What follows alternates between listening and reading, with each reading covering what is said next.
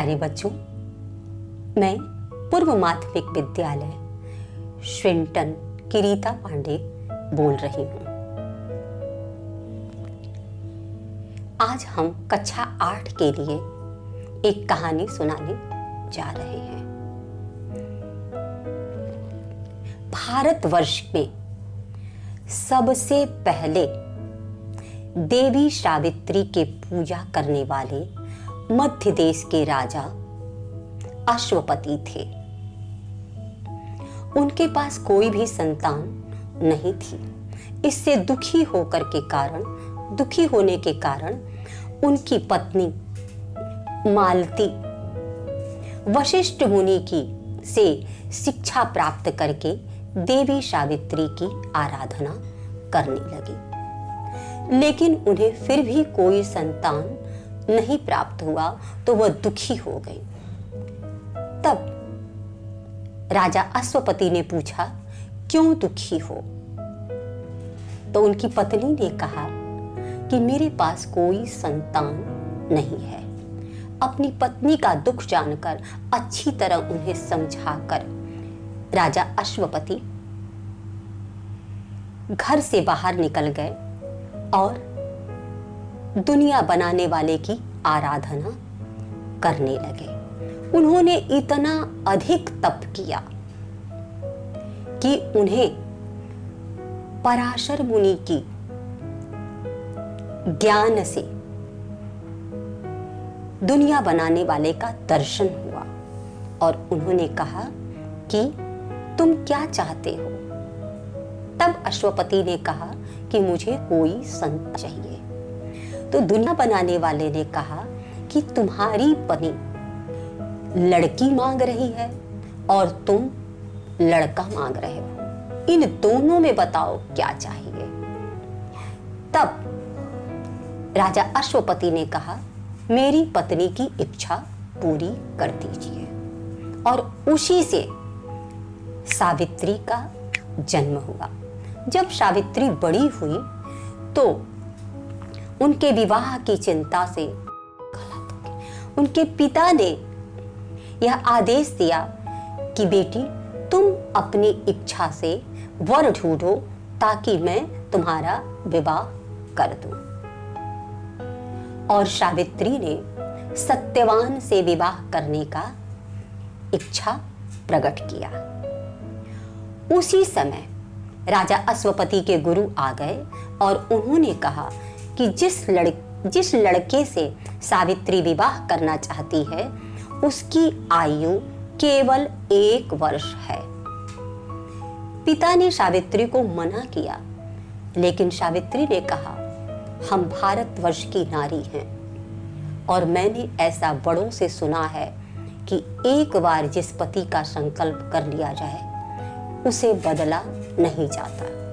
इसलिए 1 वर्ष आयु होने के बावजूद भी मैं सत्यवान से ही विवाह करूंगी। तब पिता ने उनका विवाह कर दिया और वो अपने ससुराल चली गई। लेकिन हमेशा इस बात से चिंतित रहती थी कि 1 वर्ष बाद मेरा पति नहीं रहेगा। 1 वर्ष में जब 3 दिन बाकी रह गया था, हिंदी के महीने में ज्येष्ठ मास की त्रयोदशी से लेकर अमावस्या तक सावित्री ने व्रत किया।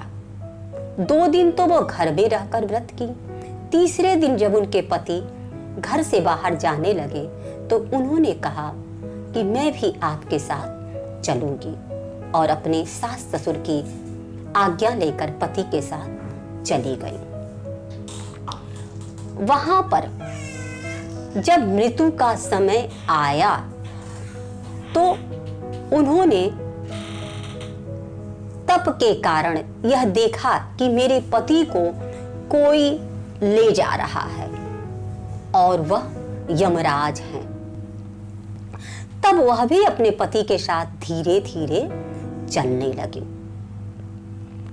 यमराज अपने शरीर से आते हुए उन्हें देखकर कहने लगे, बेटी, मैं जहां जा रहा हूं वहां मनुष्य शरीर धारण करने वाला व्यक्ति नहीं जाता, वहां पे केवल वही जाता है जिसका शरीर समाप्त हो जाता है।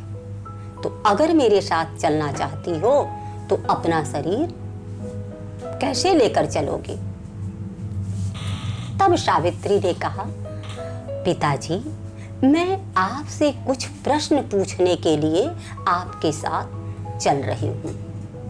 तब उन्होंने कहा, क्या प्रश्न पूछना है, बताओ। सावित्री ने कहा, मरने के बाद मेरे पति को कहां ले जा रहे हैं? किस कर्म से पति मर गए? मनुष्य को कौन सा कर्म करना चाहिए?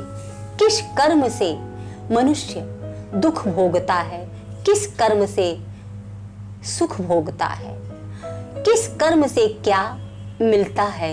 यह सब बताने की कृपा करिए पिताजी। और वह धीरे धीरे यमराज के साथ चलने लगी। यमराज ने सारे प्रश्नों का जवाब दे दिया और कहा, बेटी, कोई हमसे वरदान मांग लो, तुम्हारी बुद्धिमत्ता देखकर मैं बहुत खुश हूँ। तब उन्होंने कहा कि मेरे सास ससुर की आंखें मिल जाएं और उनका राज्य भी वापस मिल जाए। यमराज ने कहा, हाँ, तुम्हें मिल जाएगा यह चीज। इसके बाद वह धीरे धीरे फिर चलने लगे उनके साथ। यमराज ने फिर पूछा, बेटी, अब क्यों चल रही हो? तब उन्होंने कहा कि पिताजी, अभी तक कुछ प्रश्न बाकी है और बाकी प्रश्न यह है कि कौन से ऐसे कर्म करने हैं जिसके करने के बाद व्यक्ति को कोई कष्ट नहीं होता। तब यमराज ने कहा, बेटी, जब मैं अपने दूतों को भेजता हूं कि जाओ, जिसकी आयु पूरी हो गई है ले आओ, तो यह आदेश देता हूं कि जो किसी को कष्ट न देता हो, जो दूसरे की मदद करता हो और जो किसी की बुराई न करता हो, ऐसे व्यक्ति को कष्ट मत देना, उसे अच्छे स्थान पर ले जाना। यह बात सुनने के बाद यमराज फिर कहने लगे, अब लौट जाओ। उन्होंने कहा, पिताजी, यह वरदान दे दीजिए कि मैं और मेरे पिता को पुत्र हो जाए।